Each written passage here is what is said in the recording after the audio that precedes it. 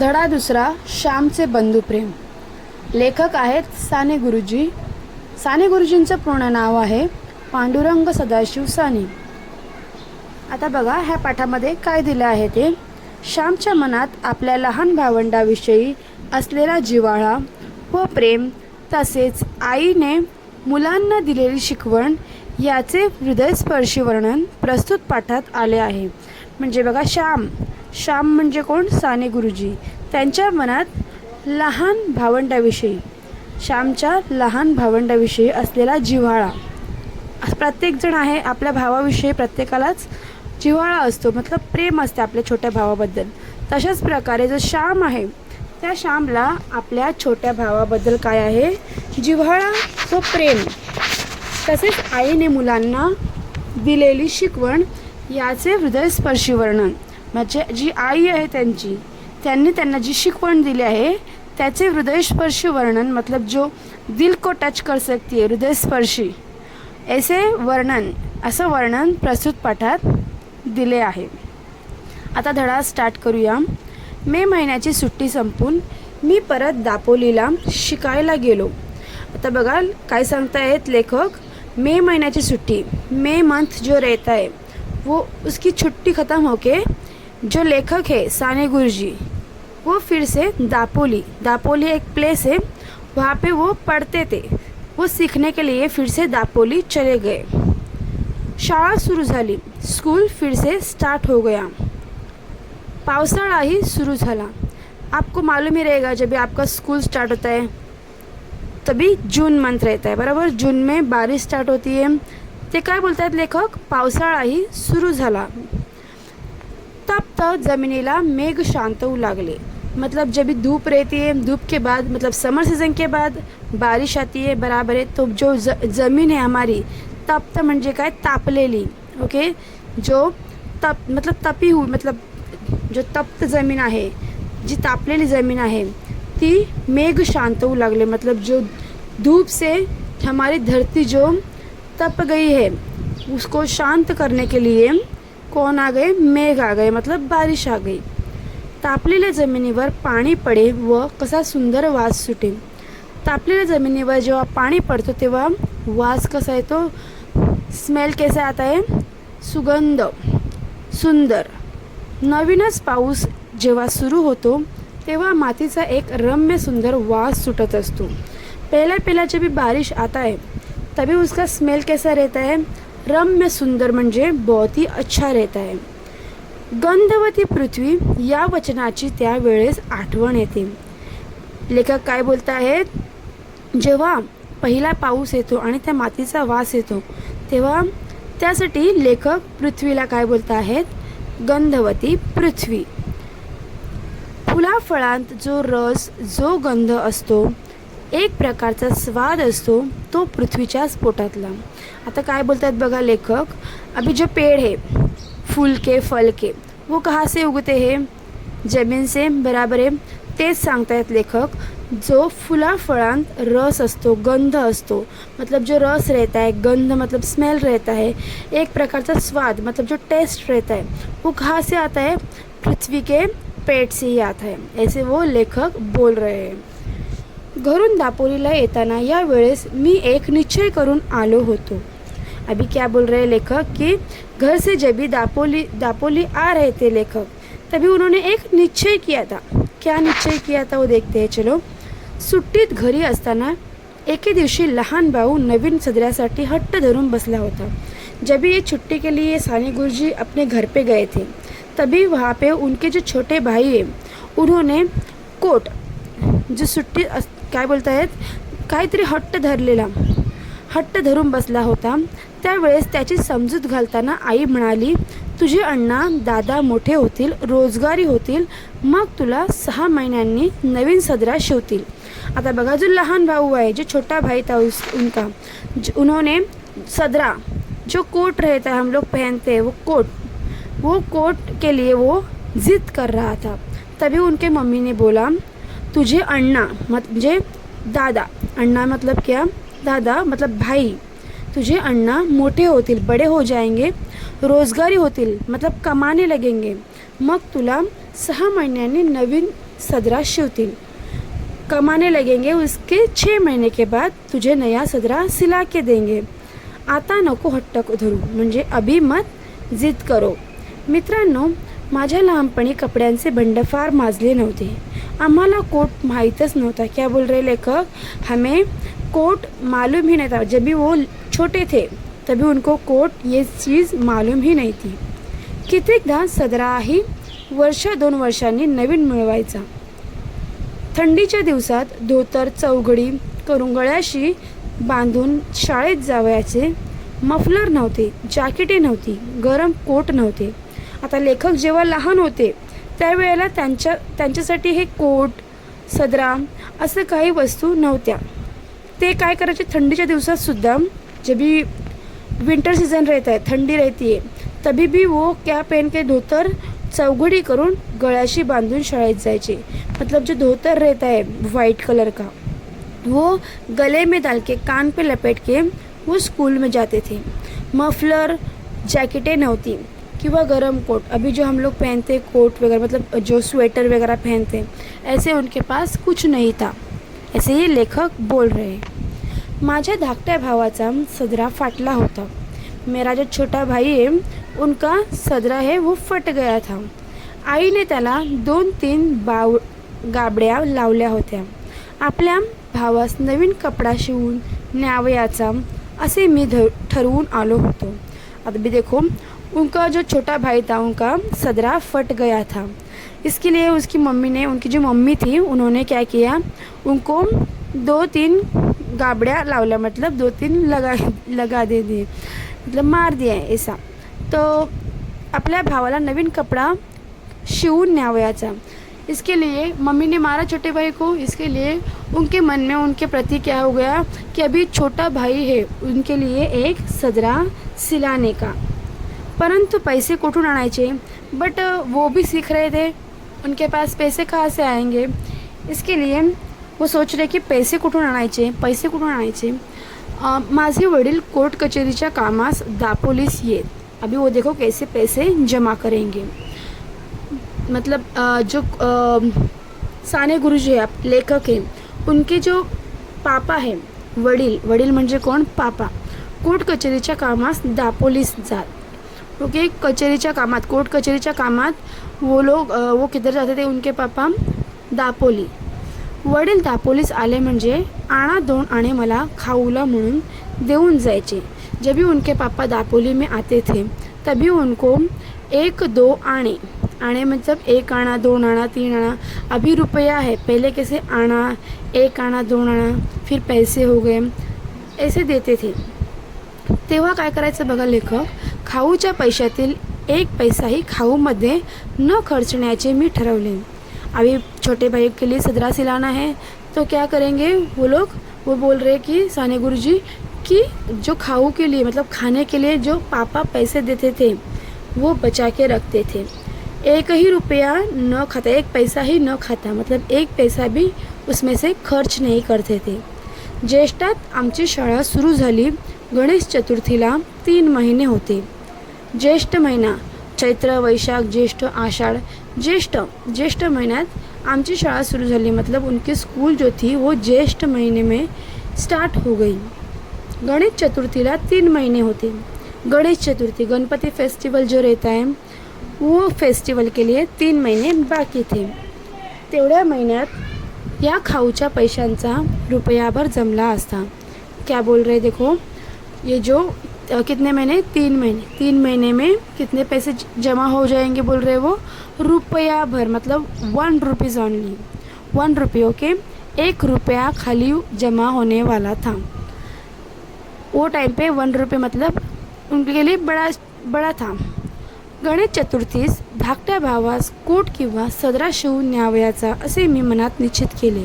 अभी उन्होंने क्या निश्चय किया था कि जब भी गणपति फेस्टिवल के लिए मैं घर पे जाऊंगा तभी छोटे भाई के लिए कोट या फिर सदरा सिला के लेके जाऊंगा. ध्येयावर डोळे होते. रोज़ पैसे मोजत होतो. मतलब जो उनका ध्येय था पैसे जमा करना है, वहाँ पे उनका ध्यान लगा हुआ था और रोज़ पैसे जमा करते थे. गणेश चतुर्थी जवळ येत चालली. माझ्याजवळ 1 रुपया 2 आणे जमले होते. गौरी गणपतीला नवीन कपडे करतात. अभी क्या बोल रहे देखो, माझ्याजवळ 1 रुपया 2 आणे जमले होते. अभी गणेश चतुर्थी नज़दीक आ रही है और उनके पास 1 रुपया 2 आने, 1 रुपये और 1 रुपया और 2 आने उनके पास जम गए थे. गौरी गणपतीला नवीन कपड़े करतात. जब भी गौरी गणपति मतलब जो गणपति का फेस्टिवल रहता है और उनके उसके बाद गौरी भी आती है, तो ये जो फेस्टिवल रहता है उनको गौरी गणपतीचा सण असे बोलतात. तर ह्या गौरी गणपतीला नवीन कपडे करतात. नया कपडे पहनते, नए कपडे पहनते हैं. आपल्या गावातील मुलांना त्यांचे आई बाबा नवीन कपड़े शिवतील. मतलब जो उनका गांव है वहाँ पे दूसरे भी बच्चे, उन बच्चों को उनके मम्मी पापा नए कपड़े सिलाएंगे. परंतु माझ्या भावास कोण शिवील. क्या बोल रहे वो कि परंतु माझ्या भावास, मेरे भाई के लिए कौन सिलाएगा. माझ्या भावाला मी शिवून देईल. लेखक काय बोलता है, उनको मतलब जो मेरा छोटा भाई है उसके लिए मैं सिलाऊंगा कपड़े.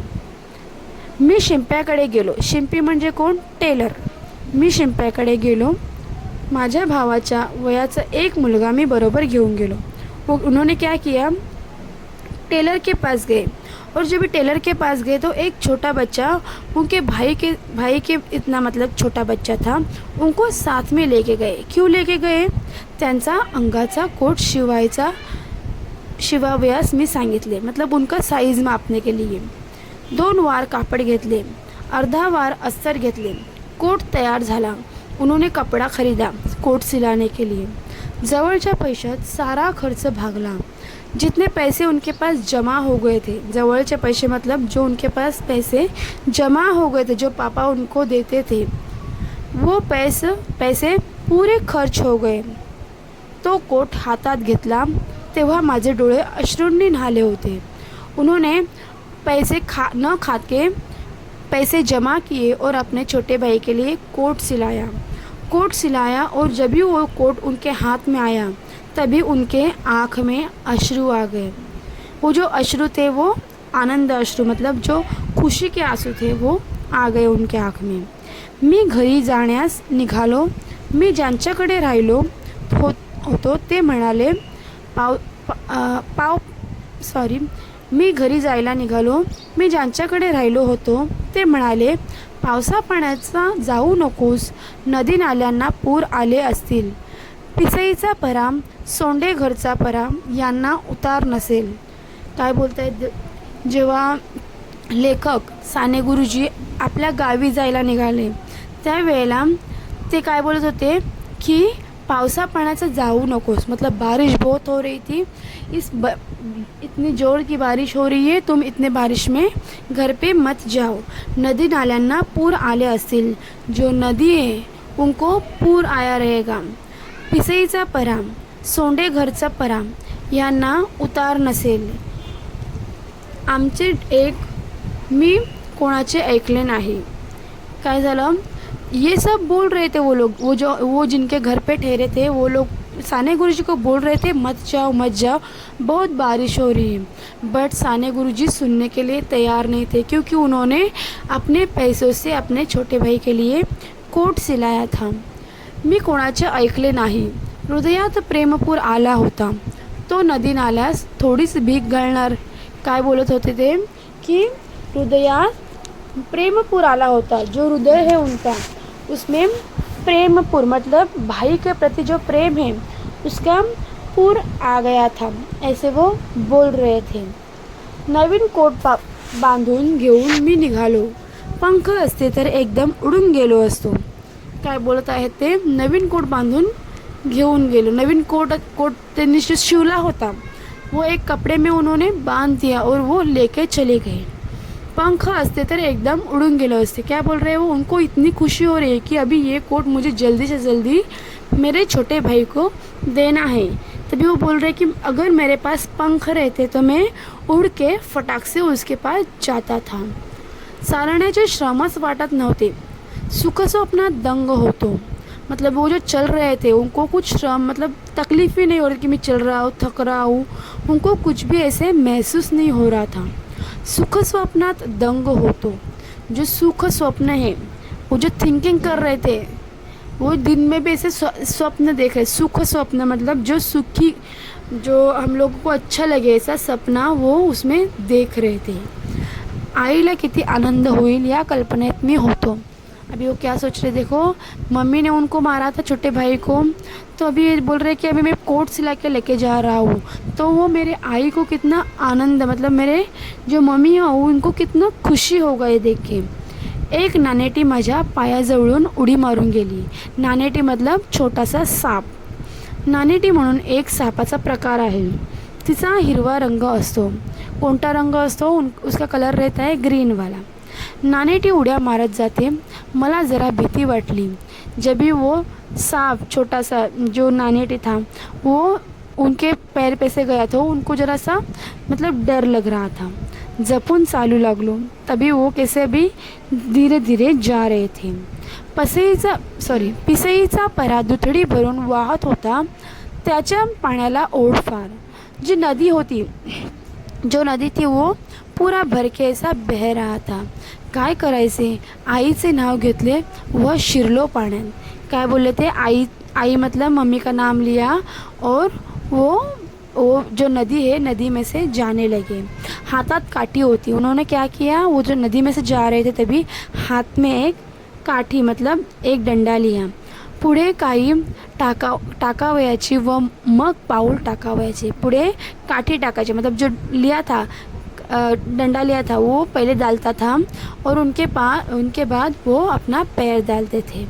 मी वाहून जाण्याच्या बेतात होतो. उनको लग रहा था कि मैं अभी बह जाऊंगा ये नदी में, परंतु कसा बसा बाहर आलो. बट वो वहाँ से नदी पार करके बाहर निकल गए. इतर नदी नाल्यांना प्रेमाने भेटावयास जाणारा तो नाला, तो मला कसा बुडविल. क्या बोल रहे, देखो वो नदी जो है वो नदी प्रेमाने भेटावयास जाणारी है, मतलब दूसरे नदी को मिलने वाली थी. नदियाँ कैसे रहती है, एक दूसरे को मिलती है, प्यार से मिलती है, बराबर है. तो वही बोल रहे लेखक की जो नदी आहे ती प्रेमाने भेटावयास दुसऱ्या नदीला भेटावयास जात आहे. ती नदी मला कशी बुडेल, वो नदी मुझे कैसे डुबाएगी. मी माझ्या भावास भेटावयास जात होतो. मैं मेरे छोटे भाई को मिलने के लिए जा रहा हूँ. त्या नाल्या इतकाच उत्सुक होतो. जैसे नदी दूसरे नदी को मिलने के लिए उत्सुक रहती है, वैसे ही अभी मैं मेरे छोटे भाई से मिलने के लिए बहुत बेकरार हूँ, ऐसे वो बोल रहा है. त्या नाल्याप्रमाणेच मीही हृदय भरून घेऊन जात होतो. रस्त्यातील खडी वर आली होती. मतलब जब भी बारिश होती, देखो जो मिट्टी जो पत्थर रहते छोटे छोटे वो त्याला बोलतात खडी. ओके, तर ती जी छोटे छोटे खड़े होते हैं, छोटे पत्थर थे, वो ऐसे ऊपर आते हैं, बराबर है, वो मिट्टी नीचे चली जाती है. तो रस्त्यातील खडी वर आली होती. सुयांसारखे दगड पायांना खुपत होते. उस टाइम पे उनके पास चप्पल वगैरह नहीं थे, तो वो लोग कैसे बिना चप्पल के ही जा रहे थे. तभी वो जो पत्थर छोटे छोटे पत्थर जो ऊपर आए थे वो उनके पैर में चुभ रहे थे, परंतु माझे तिकडे लक्ष नव्हते. क्या बोल रहे हैं, वो जो चुभ रहे हैं मेरे पत्थर पैर में, बट उनका ध्यान वो चुभने पे मतलब जो पत्थर चुभ रहे थे उसके ऊपर नहीं था. अंधार होण्यापूर्वीच घरी जाण्याची धडपड चालली होती.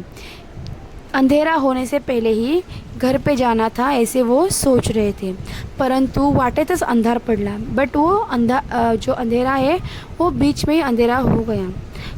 कडाड कडाड आवाज गरजत होते. विजा चमचम करत होत्या. खळखळ पाणी वाहत होते. त्या पंचमहाभूतांच्या नाचातून मी चाललो होतो. अभी बारिश बहुत हो रही है, जो बिजली है बिजली चमचम कर रही है और खड़खड़ पानी बहता है, मतलब पानी जो है पानी भी बहुत बह रहा है. या पंचमहाभूत, आता भी क्या बोल रहे लेखक, ये सबको पंचमहाभूत. ओके, त्या पंचमहाभूतांच्या नाचातून मतलब जो पंचमहाभूत अभी ये यहाँ पे नाच म्हणजे काय डांस करत आहेत, जैसे की बारिश बिजली, ये इनको क्या बोल रहे डांस कर रहे ऐसे बोल रहे. नाचातून मी चाललो होतो. शेवटी एकदाचा मी घरी आलो. आखिर वो घर पे पहुंच गए. ओला चिंब होऊन गेलो होतो आई, ओला चिंब होऊन गेलो होतो. पूरा वो भीग गए थे. उन्होंने आवाज़ दिया, आई. मैं बाहेरून हाक मारली. आई. उन्होंने आवाज़ दिया बाहर से कि आई मतलब मम्मी. हवेत फार गारठा आलेला होता. जो हवा थी बहुत ठंडी ठंडी हवा चल रही थी. वडील संध्या करत होते व आईने शेगडीत निखारे शेकण्यासाठी दिले होते. क्या कर रहे थे वडील जो है वो संध्या कर रहे थे, पूजा कर रहे थे. और जो आई आहे तिने शेगडीत निखारे शेकण्यासाठी ठेवले होते. अण्णा आला आणि अण्णा आला आई अण्णा. धाकट्या भावाने दार उघडले. दोघे लहान भाऊ भेटले. अण्णा आला मतलब क्या, भाई आ गया. भाई आ गया मम्मी, भाई. धाकट्या भावाने दार उघडले. जो छोटा भाई था उन्होंने वो दरवाज़ा खोला. दोघे लहान भाऊ भेटले मतलब दोनों भाई मिल गए. इतक्या पावसातून शाम कशाला आलास, सारा भिजलास ना, आई विचारू लागली. अभी देखो उनकी मम्मी क्या बोल रहे हैं कि इतने बारिश में क्यों आ गया, पूरा भीग गया ना तू. सोंडे घरच्या पराला पाणी नव्हते का रे, वडिलांनी विचारले. अभी देखो वो नदी में जो पानी बहुत था बराबर है. अभी वही पूछ रहे उनके पापा कि सोंडे घरच्या पराला पाणी नव्हते का. हो, परंतु मी आलो कसा तरी, मी म्हटले. क्या बोल रहे हैं कि होता था पाणी वहाँ पे बट मैं कैसे वैसे आ गया. त्या दिवशी एक बाई वाहून गेली हो त्यातून, वडील म्हणाले. अभी देखो पापा क्या बोल रहे हैं कि वो जो पानी है नदी का उसमें एक औरत उस दिन बह गई. बरे ते कपडे काढत पाण्याने आंघोळ कर, आई म्हणाली. काय बोलते आई कि वो जो अभी कपड़े वो जो भीग गए वो कपड़े निकाल और गरम पाणी से नहा ले. मी आंघोळीस गेलो. धाकट्या भावाने माझे लहानसे गाठोडे सोडले. जो लेखक है वो नहाने के लिए आंघोळीस गेले म्हणजे नहाने के लिए गए. धाकट्या भावाने माझे लहानसे गाठोडे सोडले. जो छोटा भाई था उन्होंने जो कोट बांध के लाया था. गाठोडे मतलब एक कपड़े में कुछ चीज़ें या फिर सामान बांधना, उसे गाठोडे बोलते हैं. तर ते गाठोडे लहान भावाने सोडले. लहान मुलांना सवयच असते. ये जो छोटे भाई जो किंवा छोटे कोई भी रहते हैं बच्चे, उन्हें आदत ही रहता है अगर कुछ नया चीज़ दिखे तो उसके खोल के देखना या फिर उसको साथ खेलना, ये इन लोगों का चलता ही है. की काहीतरी आपल्यासाठी आणलेले असेल, परंतु मी माझ्या भावंडास काय आणणार, कोणतं खाऊ आणणार, कोणते खेळणे आणणार, कोणते रंगीत चित्रांचे पुस्तक देणार. मी गरीब होतो, परंतु माझ्या भावास त्या गाठोड्यात काहीतरी सापडले. काय बोलत आहेत लेखक कि मैं गरीब हूँ, मैं कौन सा कुछ लाने वाला था, जैसे कि खाऊ लाने वाला था कि कुछ खिलौना लाने वाला था, कुछ नहीं लाने वाला था. परंतु माझ्या भावास त्या गाठोड्यात काहीतरी सापडले. बट मेरे भाई को उस गाठोडे में जो गाठोडं होतं त्याच्यामध्ये काहीतरी सापडलं. त्यात कोट सापडला, नवीन कोट. तो कोट नव्हता, ते हृदय होते, ते प्रेम होते. उसको क्या मिला, छोटे भाई को वो जो कोट लेखक ने सिलाया था वो कोट मिल गया. वो क्या बोल रहे, वो कोट को क्या देखो उपमा दे रहे, मतलब बोल रहे कि वो कोट नहीं है, वो हृदय है. ते प्रेम होते, ती आईची फलद्रूप झालेली शिकवण होती. मतलब उनकी मम्मी ने जो सिखाया है वो शिकवण होती, ती वो सीख थी. अण्णा हा लहानसा कोट कोणाचा, हा नवीन कोट कोणाला रे. धाकटा भाऊ कोट घेऊन माझ्याजवळ येऊन विचारू लागला. अभी देखो उसका छोटे भाई ने वो गाठोड़ा निकाला और उसमें से कोट निकला. अभी वो छोटा भाई पूछ रहा है, अन्ना मतलब भाई, दादा, ये जो ये छोटा सा कोट है ये किसके लिए लाया है.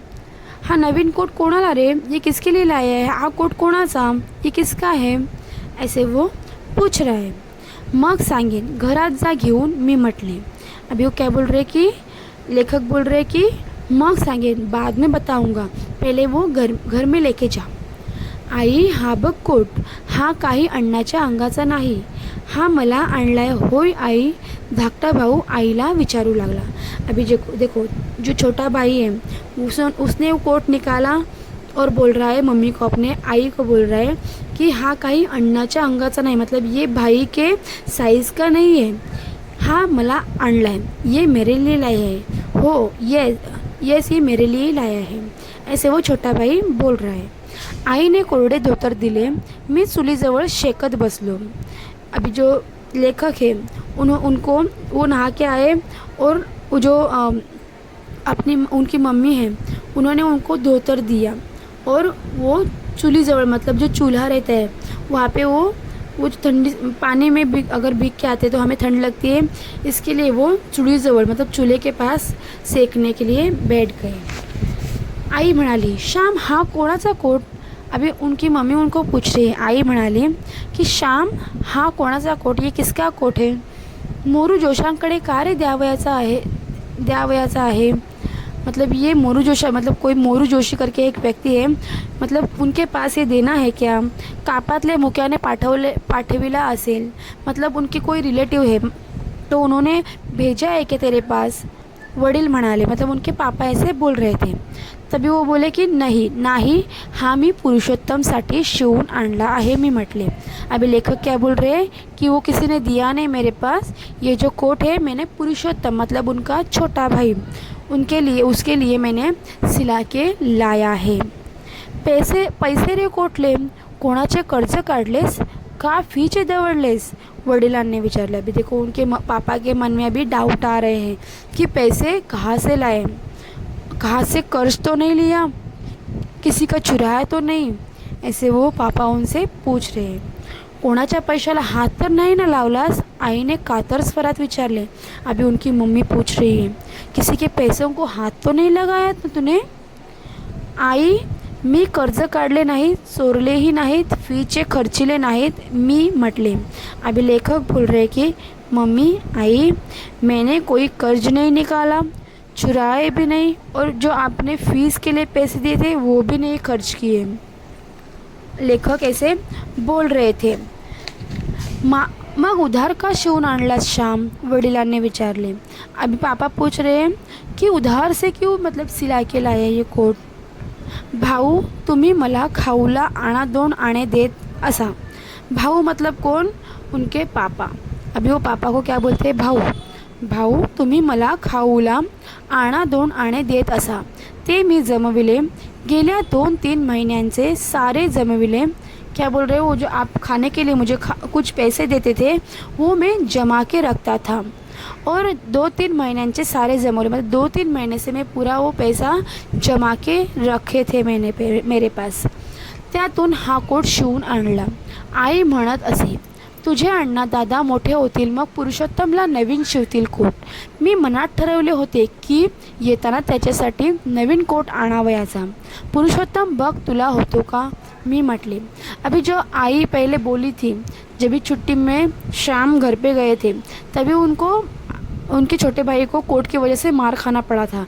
तभी उनकी मम्मी बोली थी की दादा मोठे होतील, रोजगारी होतील, त्याच्यानंतर 6 महिन्यानंतर तुला कोट शिवून आणतील। तेच हे जे साने गुरु जो आहेत त्यांनी त्यांच्या मनात ठेवलं होतं, उनके मन में रखा था उन्होंने, तो इसके लिए उन्होंने कोट सिलाए, ऐसे वो आंसर दे रहे हैं। अभी पुरुषोत्तम बोल रहे हैं, बघ तुला होतो का? मी म्हटले। अभी पुरुषोत्तम को श्याम बोल रहे हैं कि बघ तुला होतो का? अभी ये कोट आपको आ रहा है कि नहीं ये चेक करो। अण्णा हा बघ छान होतो आणि आतलाही खिसा, आता माझी पेन्सिल हरवणार नाही। आई बघ, पुरुषोत्तम आईला दाखवू लागला। अभी देखो क्या बोल रहा है छोटा भाई, अन्ना हा बघ छान होतो आणि आतलाही खिसा, ये कितना अच्छा लग रहा है, और इसके अंदर भी एक पॉकेट है, आता माझी पेन्सिल हरवणार नहीं, अभी मेरी पेन्सिल घूमेगी नहीं। आई बघ, पुरुषोत्तम आईला दाखवू लागला। अभी ये जो कोट उसने पहना है पुरुषोत्तम ने, वो अपने मम्मी को दिखा रहा है। मी सांगितलेली हकीकत ऐकून आईला गहिवर आलं। मी म्हणाली, श्याम तू वयाने मोठा नाहीस, पैशाने मोठा नाहीस, शिकून मोठा नाहीस, परंतु मनाने मोठा आजच झालास हो। अभी उनकी मम्मी ये सब उन्होंने बोला कि मैंने खाऊचे पैसे जमून साठून पैसे बचा के मैंने ये सिलाया है। तभी उनके मम्मी को बहुत बुरा लगा कि मतलब अच्छा भी लगा, और उनको मन को ऐसे मतलब कि हाँ मेरा बेटा कितना अच्छा है, ऐसे उनको महसूस हुआ। और उनको बोल रहे अभी कि श्याम तू वयाने मोटा नहीं, तू एज से बड़ा नहीं है, पैसा नहीं मोटा नहीं, तू पैसों से भी बड़ा नहीं, मतलब पैसे तेरे पास नहीं है इतने कि तू बड़ा है। शिकून मोठा नाही, मतलब तू इतना सीखा हुआ भी नहीं है, एज्युकेटेड भी नाही आहे, परंतु मनाने मोठा आजच झालास हो, मतलब मन से तू आज ही बड़ा हो गया। हेच प्रेम बाळांनो पुढेही ठेवा, मतलब यही प्यार जो है वो आगे भी रखो। या प्रेमावर कोणाची दृष्ट नको पडायला, मतलब ये जो प्यार है दो भाइयों का, इसके ऊपर किसी की नज़र ना लगे। वडिलांनीही माझ्या पाठीवरून हात फिरवला, ते बोलले नाहीत, त्या हात फिरवण्यातच सारे बोलणे होते, साऱ्या स्मृती होत्या। उनके मम्मी बोली बहुत कुछ, बट उनके पापा ने कुछ नहीं बोला, खाली जो प्यार का हाथ उनके पीठ पे से ऐसे घुमा दिया, मतलब वो पेट पे ऐसे रखा और बोले कि, मतलब बोले नहीं कि पीठ पे रखा और उन्होंने हाथ खाली इधर से घुमाया, बट वो जो हाथ उन्होंने रखा वो उनका प्यार का, वहाँ उनमें से ही वो सब, हाथ में से ही वो सब बोल रहे थे। उन्होंने जो हाथ रखा था उससे वो सब बोल रहे थे, मतलब उनके प्रति, जो शाम के प्रति उनके मन में बहुत कुछ था।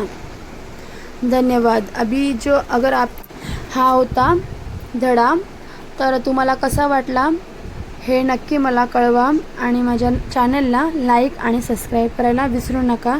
धन्यवाद।